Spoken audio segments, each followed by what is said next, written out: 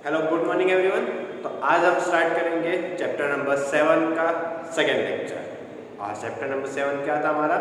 कणों की निकाय और घूर्णी गति। और उसके अंदर हमने कल क्या देखा था? कल हमने देखा था घूर्णन गति के लिए, और घूर्णन गति में हमने वहाँ पे देखा था घूर्णन अक्ष के बारे में।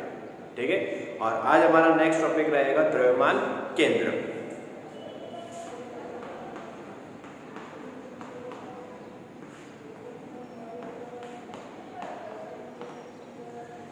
आज हमारा नेक्स्ट टॉपिक रहेगा द्रव्यमान केंद्र। देखो द्रव्यमान आपको ऑलरेडी पता है, और सिर्फ हमें किसकी चर्चा करनी है यहाँ पे? केंद्र। द्रव्यमान केंद्र के लिए अगर हम देखें तो द्रव्यमान क्या हो सकता है? जैसे कि अगर हम देखें, जैसे कि मान लो हमारा क्या हो गया, डस्टर हो गया, तो इसका द्रव्यमान क्या हो सकता है? द्रव्यमान के लिए क्या करोगे? कोई भी तुला होगा, कोई भी मशीन होगा जिसके वेट इसका मेजर कर सकते, वहाँ पे हमने इसको रखा, और रखने के बाद इसका अगर मान लो वहाँ पे डिजिट में तुम्हें दिखा रहा है 100 ग्राम, ठीक है, 100 दिखा रहा है मतलब इसका वजन कितना हो गया? 100 ग्राम। अगर वहाँ पे दिखा रहा होगा 200, तो मतलब उसका मतलब कितना हो गया? उसका वजन कितना हो जाएगा? 200 ग्राम। ठीक है, तो ये सब चीज़ होती है। और उसके बाद अगर हम देखें, ठीक है, तो इसका लिए हमें क्या निकालना है? द्रव्यमान तो हम निकाल सकते हैं, लेकिन हमें क्या याद करने के लिए बोला हुआ है? केंद्र। तो केंद्र का मतलब क्या होता है? जैसे कि अगर मैं बोलूँ कि यहाँ पे जैसे कि मैंने मान लो एक लाइन बनाई है, मैंने एक लाइन बनाई है, और लाइन की लंबाई मान लेते हैं 10 सेंटीमीटर है। ठीक है, एक लाइन बनाई और लाइन की मैंने लंबाई मान लो बता दी है कि 10 सेंटीमीटर है, तो इसका केंद्र कहाँ पे होगा? तो तुम बिना कुछ सोचे समझे डायरेक्टली सीधा क्या बोलोगे? सर 5 सेंटीमीटर पे। कि यहाँ से फिर यहाँ से कहीं से भी देखोगे तो दोनों सिरे से अगर 5 सेंटीमीटर पे, तो इसका क्या हो जाएगा? केंद्र हो जाएगा, या फिर बोल सकते हो मध्य बिंदु हो जाएगा। ठीक है, तो जिसके लिए हमें क्या होता है? लंबाई पता हो, चौड़ाई पता हो, उन चीज़ों के लिए हम क्या कर सकते हैं? बिना सोचे समझे उसका डायरेक्टली आधा करके क्या कर सकते हैं? केंद्र निकाल सकते हैं। ठीक है, लेकिन अगर उसी तरह मैं बोलूँ कि अगर मेरे पास मान लो एक ऐसी लाइन है, ठीक है, और इसका मुझे अगर केंद्र निकालना, इसका मुझे मध्य केंद्र निकालना, तो हम निकाल सकते हैं? नहीं निकाल सकते डायरेक्टली। तो उसके लिए क्या करना है? एक फॉर्मूला आता है, मेथड आती है, वो हमें देखनी है। जैसे एक उदाहरण और लेते हैं, जैसे कि मान लो कोई यहाँ पे एक आयत है, ठीक है, और आयत के लिए माना है कि ये हमारा है 12 सेंटीमीटर और उसकी चौड़ाई है 8 सेंटीमीटर। ठीक है, लंबाई कितनी है इसकी? 12 सेंटीमीटर, और चौड़ाई कितनी है इसकी? 8 सेंटीमीटर। और इसके लिए मैं बोलूँ कि इसका केंद्र कहाँ पे होगा, तो तुम क्या करोगे? इसके लिए 12 सेंटीमीटर है, तो 12 सेंटीमीटर का आधा कितना हो जाएगा? 6 सेंटीमीटर। 6 सेंटीमीटर पे एक बिंदु बनाया, उसी तरह से यहाँ पे भी 6 सेंटीमीटर में एक बिंदु बनाया, और उन दोनों को जोड़ दिया, तो ये इसका क्या हो गया? आधा हो गया। लेकिन इस बिंदु पर, इस लाइन पे कहीं पे भी केंद्र हो सकता है, तो उसके लिए और अगर हमें याद करना हो तो 8 सेंटीमीटर है। 8 सेंटीमीटर के भी हम क्या कर सकते हैं? दो बराबर भाग कर सकते हैं। कितने? 4 सेंटीमीटर, 4 सेंटीमीटर। तो 4 सेंटीमीटर पे एक बिंदु यहाँ बनाया, और दूसरा 4 सेंटीमीटर पे एक बिंदु यहाँ बनाया, और इन दोनों बिंदुओं को जोड़ दिया, और दोनों लाइनें जहाँ पे प्रतिच्छेदित कर रही है, दोनों लाइनें जहाँ पे प्रतिच्छेदित कर रही है, वो बिंदु हमारा क्या हो जाएगा? इस आयत का क्या हो जाएगा? यहाँ पे केंद्र हो जाएगा। ठीक है, इस तरह से भी निकाल सकते हैं, लेकिन ये मान लो इसका आकार दिया हो, लंबाई दिया हो, तब के लिए। लेकिन अगर मान लो लंबाई चौड़ाई हमें ना दी हो, अनियमित आकार का, जैसे और कोई बना जैसे कि ये, इसका अगर हमें केंद्र ज्ञात करना हो तो, ठीक है, तो इन चीज़ों के लिए हमें द्रव्यमान केंद्र ज्ञात करना हो तो उसके लिए एक सूत्र होता है। और सूत्र के लिए अगर हम देखें तो सूत्र में कुछ नहीं होता है, सिंपल सा सूत्र होगा। कैसा सूत्र होता है? HCM। CM मतलब क्या होगा? Centre of mass. इंग्लिश में द्रव्यमान केंद्र को क्या बोलेंगे? द्रव्यमान का मतलब मास, और केंद्र मतलब सेंटर, इसको क्या बोलेंगे? Centre of mass. और उसके लिए सूत्र होता है हमारा x1 m1 plus x2 m2 upon m1 plus m2। सूत्र होता है क्या है? अब थोड़ा सा डिटेल में अगर हम देखें, जैसे मान लो कि हमारे पास कोई इकाई है और उसके अंदर दो कण है। ठीक है, कोई इकाई है और उसके अंदर मान लेते हैं कि दो कण है, और दो कण यहाँ पे, और पहले कण का द्रव्यमान है जैसे मान लो m1, और दूसरे कण का द्रव्यमान है। ठीक है, तो इसको क्या करना है? मान लो कि यहाँ पे इसको रखा हुआ है हमने x अक्ष पे, ठीक है, इसको हमने यहाँ पे रखा हुआ x अक्ष पे, और कभी भी यहाँ पे अगर हम दूरी लेंगे तो दूरी क्या लेंगे? एक फिक्स बिंदु से लेंगे। जितनी भी हम दूरियां मापेंगे, सभी दूरियां क्या करेंगे? एक फिक्स बिंदु से मापेंगे, और उस बिंदु को हम क्या बोलेंगे? संदर्भ बिंदु। ठीक है, जैसे मान लो हमारा ये हो गया x अक्ष, तो इसको क्या बोलेंगे? इसी बिंदु को हम क्या नाम दे देते हैं? संदर्भ बिंदु। तो जो भी हमें दूरियां लेनी है, कहाँ से लेनी है? संदर्भ बिंदु से लेनी है। तो पहले कण के लिए अगर हम देखें, तो पहले कण के लिए संदर्भ बिंदु से दूरी अगर मैं मान लूँ कि कितना है? x1, और दूसरे कण के लिए यहाँ से अगर मैं दूरी ले लूँ कितनी है? x2।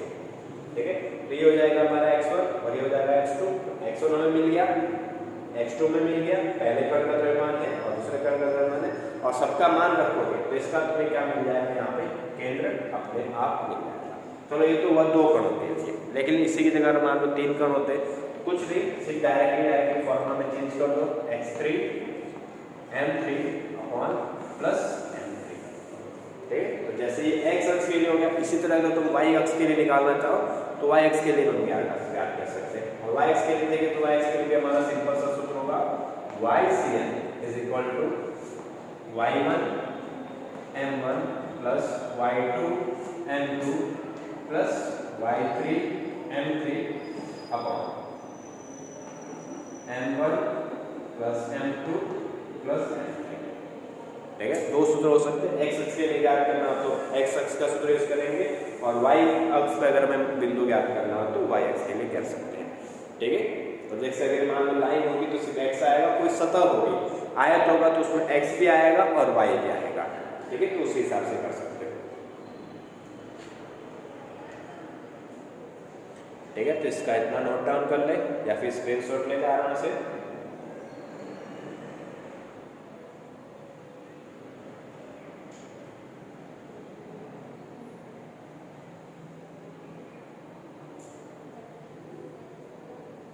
चलो, और इसी में देखो एक परिस्थिति हो कि अगर जितने भी कण हो, अगर उन कणों का द्रव्यमान समान हो, इसकी जैसे कि अगर यहाँ पे हमने माना कि 2 कण है, हमारा पहला कण यहाँ पे आ रहा है m1 और दूसरा यहाँ पे एक हमने कण माना था m2, और मान लीजिए अगर दोनों का द्रव्यमान कैसा हो, बराबर है, m1 बराबर क्या हो, यदि m2 हो।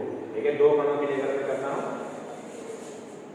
ठीक है, तो उसके लिए अगर हम देखें 2 कणों के लिए तो यहाँ पे क्या कर सकते हैं, दोनों का द्रव्यमान बराबर, बराबर में क्या लिख लेते हैं m, तो m1 और m2 में लिखने की जरूरत है नहीं, क्योंकि दोनों का द्रव्यमान कैसा है, बराबर है। तो इसके अब अगर मुझे इसका क्या याद करना हो, xCM सेंटर ऑफ मास याद करना हो x अक्ष के लिए, तो सूत्र क्या आएगा, x1 m plus x2 m upon n plus n, और दोनों में से देखें ऊपर क्या हो सकता है, n कॉमन निकल जाएगा। ठीक है, तो इधर क्या बचेगा, x1 प्लस x2 डिवाइड क्या आ जाएगा 2m, nm कट हो जाएगा, तो इधर क्या बचेगा, x1 प्लस x2 बाई 2। ठीक है, और ऐसा सूत्र तुमने ऑलरेडी देखा होगा 9th या 10th में मध्य बिंदु ज्ञात करने के लिए, किसी भी रेखा का, किसी भी लाइन का, रेखाखंड का अगर मध्य बिंदु ज्ञात करना, 2 बिंदुओं के बीच का मध्य बिंदु ज्ञात करना, तो उसके लिए हमने ऐसा सूत्र देखा था x1 plus x2 by 2, y1 plus y2 by 2। ठीक है, तो उसी तरह के सूत्र आ गया, लेकिन वहाँ पे कंडीशन है कि दोनों का द्रव्यमान कैसा होना चाहिए, बराबर होना चाहिए। इसी तरह से अगर y के लिए लिखना हो तो y के लिए भी डायरेक्टली लिख सकते हो, क्या आ जाएगा, y1 प्लस y2 बाई 2, ये हो जाएगा y के। ठीक है, सिंपल सा सूत्र है, ज़्यादा कुछ सोचने वाली बात नहीं है, इसका कोई थ्योरी नहीं आती, बट इसका न्यूमेरिकल आता है।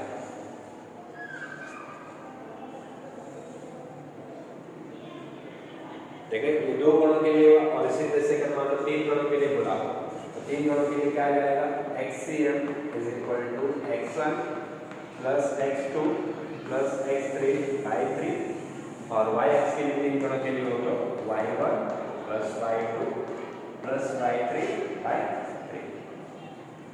ठीक है, तो बस ये सूत्र याद रखने, ये कब के लिए, समान द्रव्यमान होगा तब के लिए, और अगर उनका द्रव्यमान अलग अलग हो तब के लिए ये बात सूत्र याद रखना है। ठीक है, इतना नोट डाउन कर ले आराम से।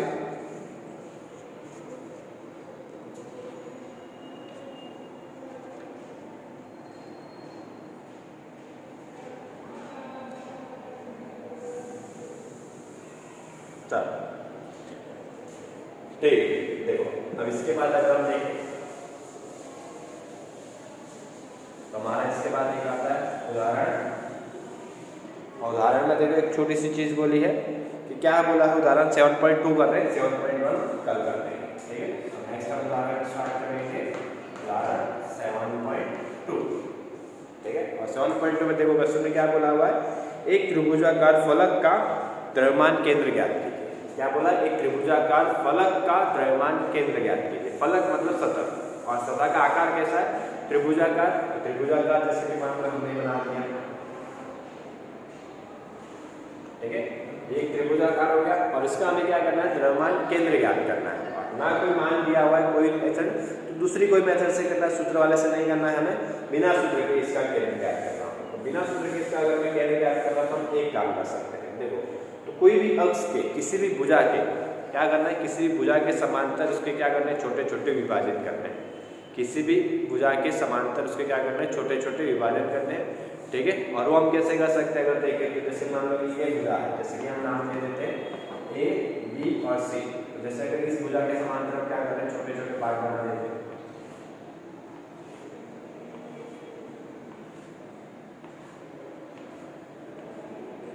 ठीक है, अब देखो यहाँ पे अगर हम एक भाग की बात करते हैं, एक भाग हमारा कुछ ऐसा आ रहा है, आयत के जैसा आ रहा है।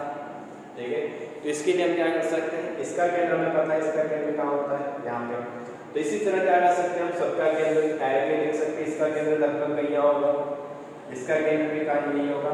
ऐसे सभी के लिए क्या कर सकते हैं, हमें एक एक बिंदु मिलेगा।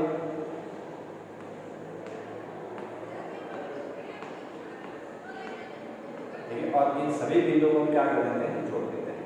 तो अभी यहाँ पे देख रहे हो तो त्रिभुज क्या हो रहा है, दो भागों में बटा हुआ मिल गया।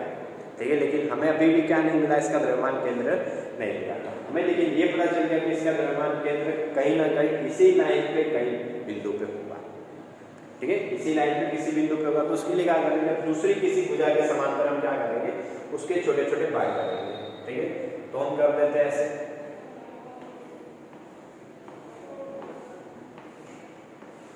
ठीक है, और इनके लिए अगर हम देखें तो इसके लिए हमें ऐसा मिलेगा। अब यहाँ पे देखें तो देखो, तो इसके लिए लाइन हमें ऐसे मिल रही है और इसके लिए लाइन हमें यहाँ से ऐसे मिल रही है। तो दोनों लाइनें जहाँ पे प्रतिच्छेदित कर रही है, तो दोनों लाइनें जहाँ पे प्रतिच्छेदित कर रही है, तो देख रहे हो यहाँ पे पता चल रहा है कि इसका क्या हो गया, केंद्र हो गया। और इसका क्या हो सकता है, द्रव्यमान केंद्र, बिना कोई फॉर्मूला के, बिना कोई मेथड के ये कर सकते हो। तो ठीक है, और इसी तरह से मान लो दूसरा कोई क्या कहा गया, हम इसके लिए जैसे मान लो हमें आयत के लिए निकालना। आयत के लिए निकालना तो क्या करेंगे, पहले हम ऐसे छोटे छोटे भाग करेंगे।